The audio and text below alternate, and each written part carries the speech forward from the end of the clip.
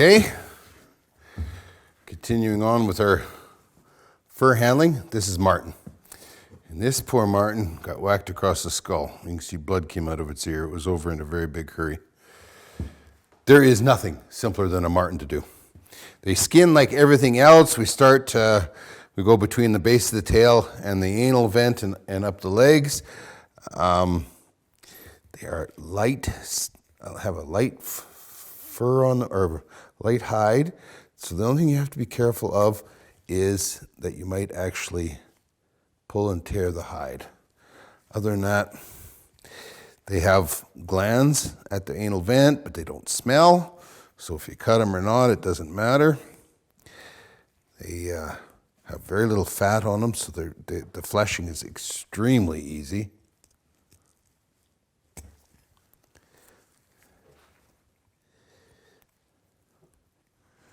And they usually skin very, very easy. They pull easy. This one here has been difficult right on the ankle for me. And that's my own fault. I don't even have to go that far. The legs, lower legs, that have no value. But so I take and head right between, right at the base of the tail. And there's the anal vent right there. Okay, so I've got that all loose. Now this is a female, so when I complete my opening cut here, I will cut across and leave the genitalia right on the carcass. Just like that. There we go. So now we take and open them, and we use this is my favorite way of doing it, is this little spike I've got here. Now if you see, it's dull. It's not sharp by any means, but you have to be careful. Unlike fish or mink, that you can just ram this through as hard as you want, and you won't go through the hide. You will on a Marten. So you take and work it nice and easy, and then get down to the bottom and give it a pull.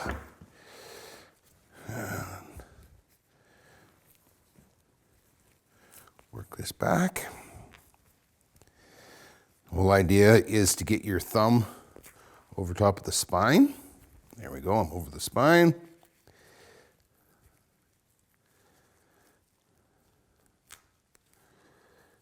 Bring that down, and we're across the crotch. Other one.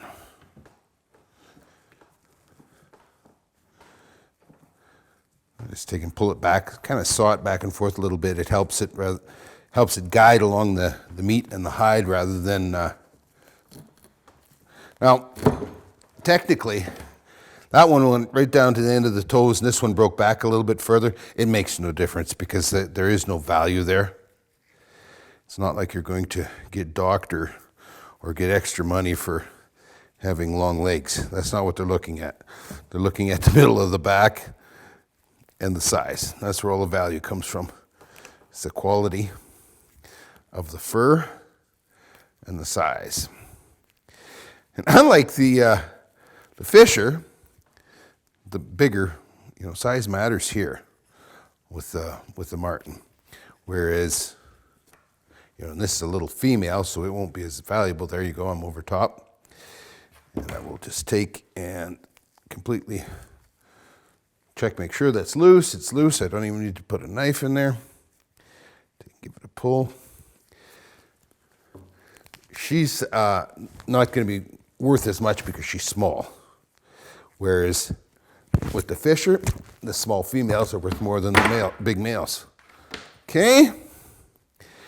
We take and go down here.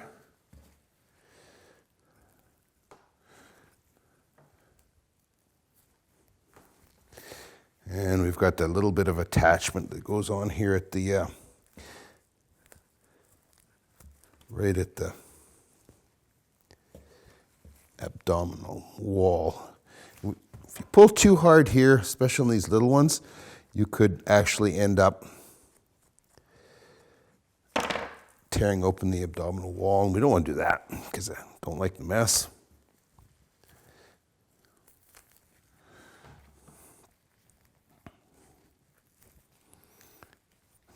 can just give it a drag at this point and it opens up or it ribs. I just take an extra minute or two to, there you go. As you pull them like this, keep choking up on the hide. Don't always stay out here pulling because you will pull stuff off. These are delicate hides, especially on the females. Here's how how easy the front arms are. You could just jerk them off or break them off, but take and shove that finger through there like nothing. Give it a cut. There we go. Right down over the ears. Oh, you can see where that old trap whacked this one. I think we're gonna have a little bit of attachment there. Big ear. They have a very big ear. And this has, because the trap was on it, there's been like a freeze drying effect here. And so that skull doesn't want to let go too good. So I'm going to take and shove it over. Usually I don't do this on the Marten because you don't have to. But this one here, the skull is attached pretty good. It's usually get past the ears, give it a jerk here at the eyes. This is all dried a little bit from that steel, freeze dried. So there's the eye. You can see the eye starting to show there. Down to the jaw. Okay, and you can see the lips and that. Now, we don't worry about the bottom jaw because we're going to cut that right off. It only gets in our way at a later stage. Come on. Just don't want to let go. Funny how that drying can make it bad. Okay, so we can see the bottom jaw here. We don't need that fur on the bottom jaw. It has no value and it's only going to get in our way later. So then we get down here. Yeah, there we go. You can see how it let go. And kaboom. Wait till you see the next step here, the fleshing, or the non-fleshing is a better statement here. Nothing to it at all. Alrighty, let's put ourselves a Marten on the board. And this is when we do the fleshing and everything. It's right on the board. Easiest money you'll ever make, Marten. There you go. Pull it on. Make sure everything centers up here. Sometimes his nose doesn't want to hook on the end, so I'll put a pin up here. Oh, what the heck.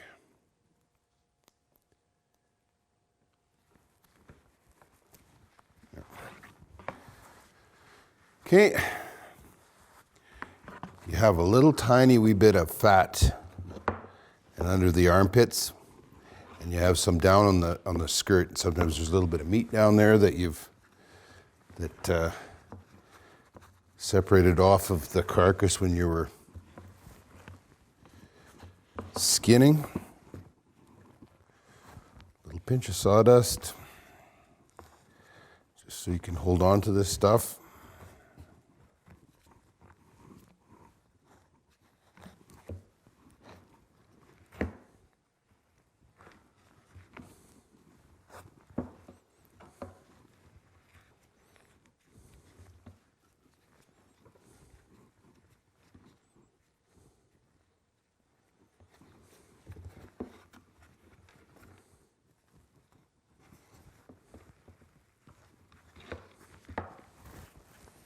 Marten has the least amount of fat of any weasel. They actually can't survive in the cold if they can't get under the snow. So lots of snow is good for your Marten populations.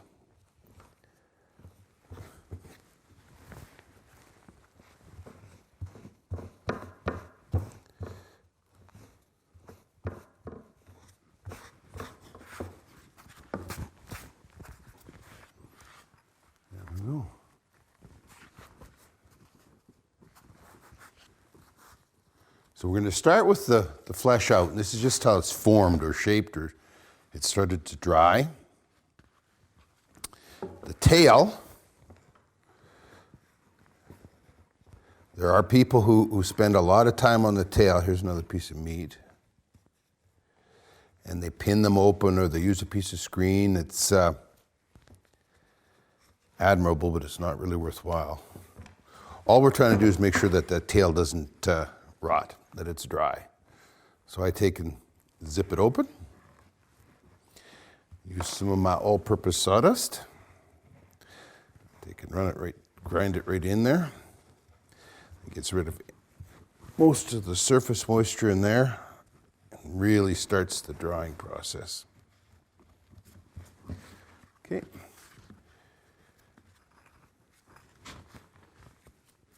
That's it.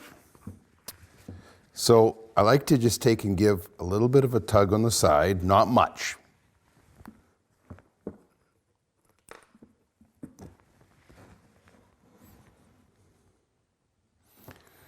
Put a pin in. Notice I'm doing the legs first. And that they're going on the side of the board.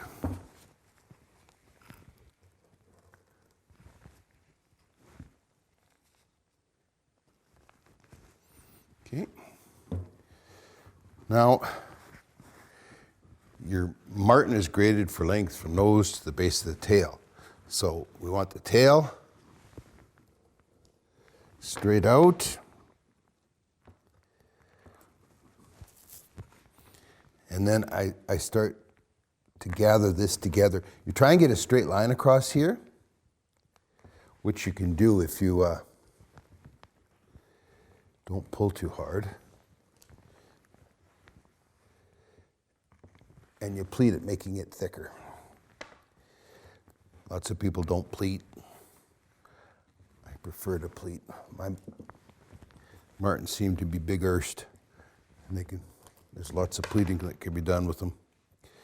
Go down the legs, and once again, all I'm doing is just holding the legs open so they dry and they don't rot. There is nothing of any value at the legs either, right?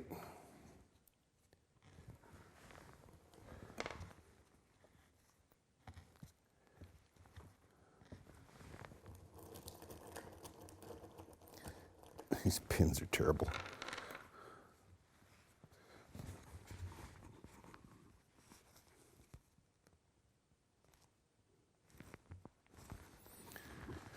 Okay, give this a pull here.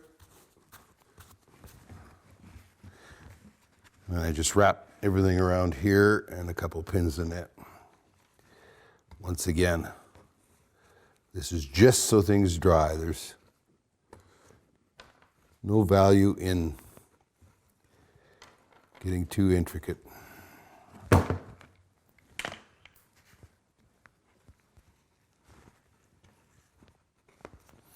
going to put this up and let it dry for, sometimes it takes an hour, sometimes 4, sometimes overnight. Depends how cold it is, how dry your area is. I don't want it to get too dry because I got to turn this inside out. That's what I got to do next, is turn it inside out. You can put a belly board. Lots of people like to put a belly board in.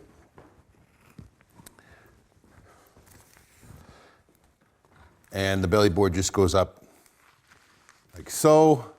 And just so that it gives you room to pop that off, get it off. That's it. It's that simple. I'm going to let that dry now, and in probably in here 3-4 hours, I will be turning it around. I'll show it to you again.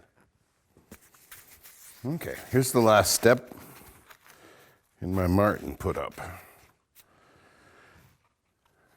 Okay, it is. You can see that this is fairly dry. Take and get my belly board out. Pull my pins.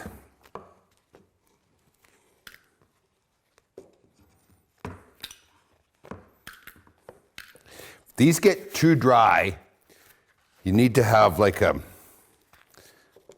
spritzer bottle or with water in it, or a damp towel or something to wrap on them to get it a little bit moist again so that you can get it off and flip it. Now, you can take and bounce it once or twice on its nose, and then I like to just, oh, this one's ready. There we go. Just bouncing it a couple times was all it took. Now this is where we wanted to have that jog on, because now we got to take and fold them back through on his own self. We do not worry about the front legs. The front legs are going to stay where they are.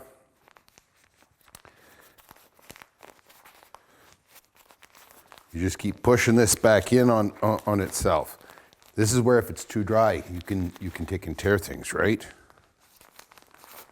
Usually by the time you get down past the front legs, everything is good. But you can hear how crackly and dry that is after a couple hours.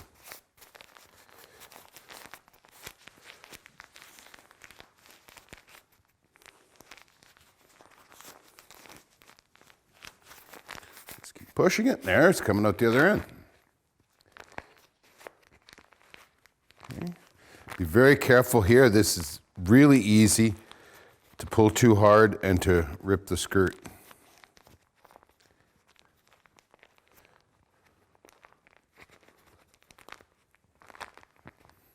I like the smell of Marten.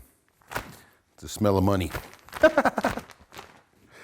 Careful when you snap it. Oh, that's a beauty. Then we take and put it back on.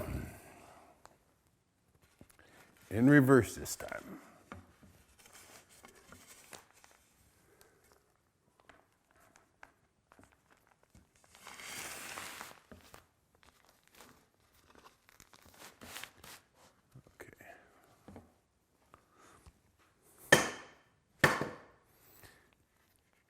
Lots of times the nose does not turn worth a hoot, and so you need to have a pin in the end of it to hold it up.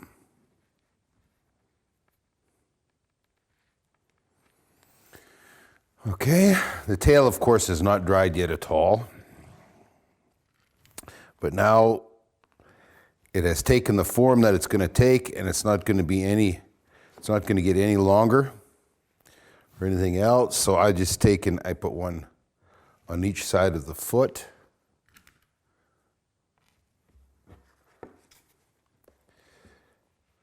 Like that.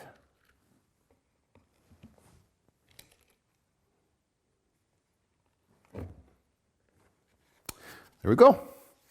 I like to look at that. Isn't that beautiful? Now, it might take it a day and a half or 2 days for this to fully dry, and I go by my tail. Because my tail isn't spread out or anything, that's going to be the hardest to dry. And once that tail's dry, everything's dry. Ears, the whole works. That's it. Done with a Marten.